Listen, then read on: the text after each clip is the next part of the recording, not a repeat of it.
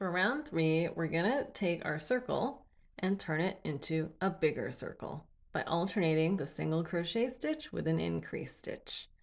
Because we're also alternating stitches, sometimes it can be hard to remember what stitches you've already made. So I'd recommend grabbing some paper and a pen, and I'll show you how to keep count and keep track of your stitches. So let's get back into crocheting position. Put your hook in the loop for your hook, which should be in the upper right hand corner of your piece, where the orange stitch marker is immediately to the left. Now pull on the yarn connected to the ball, and the yarn that should move should be the yarn that's on top of the hook, the one that's closer to you.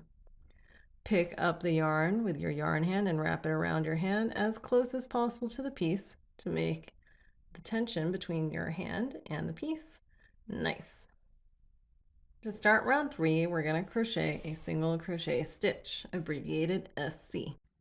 And it's going to go into the stitch marked by the stitch marker. When we first were learning how to crochet, I told you to leave the stitch marker in there, but actually I would recommend taking the stitch marker out first before you put your hook in there so that you don't accidentally stretch the yarn out too much.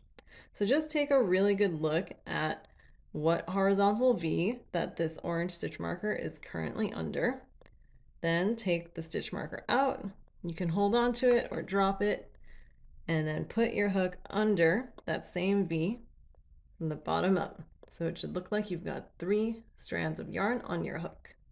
Now yarn over and bring that yarn through the V so that you have 2 loops left on your hook.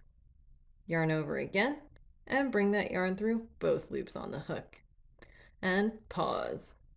You've finished your